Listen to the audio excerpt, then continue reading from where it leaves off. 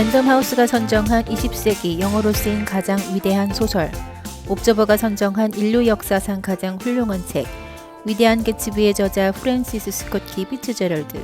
피츠제럴드는 해밍웨이와 함께 20세기 초 미국 문학을 대표하는 작가입니다. 특히 소설보다 더 파란만장한 삶으로 유명해 지금까지도 그와 관련된 영화와 글들이 쏟아져 나오고 있는데요. 그는 1896년 9월 미네소타주 세인트폴에서 5자녀 중 셋째로 태어납니다. 아버지의 가구 사업이 실패하면서 가족은 뉴욕으로 갔다가 실직한 아버지를 따라 다시 이곳으로 돌아오는데요. 그의 부모님은 가정 형편에 비해 그를 비싼 사립학교에 보내 어릴 때는 남학교 명문인 세인트폴 아카데미를 다녔습니다.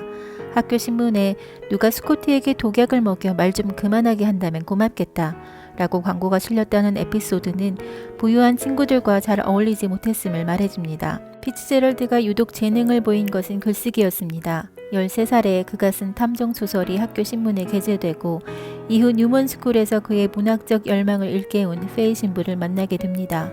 후에 뉴먼스쿨 교장이 된 페이 신부는 피츠제럴드의 첫 번째 책인 낙원의 2편의 주인공 에머리의 멘토였던 다하시라는 인물의 모델이 되기도 했습니다. 그는 어린 시절부터 풋볼 영웅이 되고 싶었지만 열정에 비해 소질이 없었나 봅니다. 1913년 외조부의 유산으로 학비를 지원받게 되면서 프린스턴 대학에 입학할 수 있게 되는데요. 풋볼팀에 지원했다가 쟁쟁한 선수들 사이에서 떨어졌다고 합니다. 이후 자신의 글쓰기 재능을 살려 대학 내 트라이앵글 클럽 뮤지컬의 대본은 물론 프린스턴 타이거 잡지에 기고하면서 작가로서의 기량을 연마합니다. 사교계나 글쓰기에 치중해서 학점도 좋지 않았고 말라리아에 걸리는 등 결속도 잦아서 학교에서 퇴학 통보를 받기도 했는데요. 학교의 사정에 주니어를 다시 다니다가 결국 졸업은 못하고 1917년 1차 세계대전에 참가하기 위해 군입대를 합니다. 해외 파견을 기다리며 전쟁터에서 죽을지도 모른다는 두려움에 피츠제럴드는 서둘러 로맨틱한 에고이스트라는 소설을 쓰기 시작합니다. 하지만 파견을 나가지도 못하고 1918년 11월 전쟁은 끝났다는 소식을 듣게 되죠. 군 부대는 엘라바마주의 몽고메리 외곽의 캠프 셰리단에 있었는데요. 클럽에 갔다가 엘라바마주 대법원 판사의 막내딸인 젤다 세이어와 운명적으로 만나 사랑에 빠집니다. 그는 개츠비가 데이지를 얻기 위해 고군분투하듯 그녀를 향한 사랑에 내달리게 됩니다. 전쟁이 끝나 전역하고 피츠제럴드는 그의 소설의 출판도 거절당하는데요. 인물 말고는 내세울 것 없는 가난한 작가 지망생에게 딸을 내줄 리 없는 젤다 집안의 반대로 약혼도 파기되는 수모를 겪습니다. 이는 처음이 아니었고 프린스턴 대학 시절 고향에 갔다가 만난 첫사랑 지브라네킨과 연인이 되는데요. 그녀의 아버지로부터 가난한 소년들은 부잣집 소녀들과 결혼을 생각해선 안 된다는 말을 듣고 헤어지게 되었죠. 명문가 부유한 자제들과 함께 사립학교를 다니며 얻은 박탈감, 가난하다는 이유로 사랑하는 연인들의 집안으로부터 반대는 내 삶은 저 빛처럼 되어야 해, 끝없이 올라가야만 하지.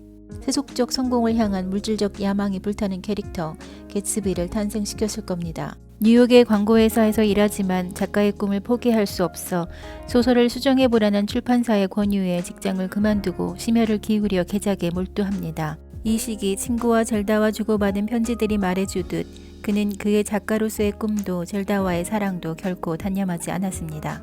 이듬해 1920년 그의 소설 로맨틱한 에고이스트는 출판사의 제의로 낙원의 이쪽이라는 제목으로 변경해 출판하게 됩니다. 그의 자전적인 소설이랄 수 있는데요.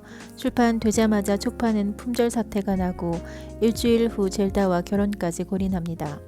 당시 유명 언론인인 맨켄의 극찬으로 책은 출판사 같은 기간 어떤 책보다 흥행해서 큰 인기를 얻었고 두 사람은 낭만적인 연애의 주인공이자 문학계에 등장한 샛별로 사교계 스타가 되고 이듬해 딸도 태어납니다.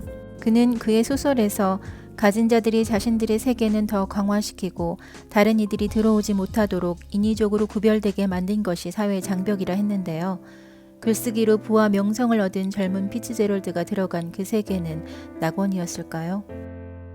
1920년대를 재즈시대라고들 합니다. 이는 1922년에 피츠제럴드의 단편집 재즈시대 이야기에서 1920년대를 일컬어 말하는 용어로 자리잡게 된 것인데요.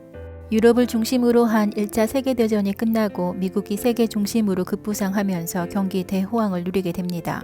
봉해와 자유의 상징인 아메리카니즘 시대가 도래한 거죠. 그러나 미국의 자본주의가 급속히 발전하는 과정에서 사람들은 삶의 허물을 채우기 위해 소비와 향락에 빠지게 됩니다.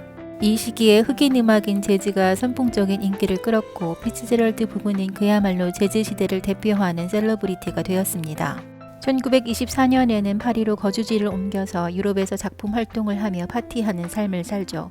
하지만 미국의 경제가 거품이 빠지면서 미국 증시가 폭락하고 대공황이 온 것처럼 피츠제럴드의 연이은 소설들의 실패로 화려한 삶은 신기루처럼 사라져 버리죠. 심지어 오늘날에는 미국을 대표하는 소설로 알려진 1925년에 발표한 위대한 개츠비조차 당시 언론의 혹평을 받고 그의 책을 사는 사람은 피츠제럴드일 뿐이라는 말도 있었습니다.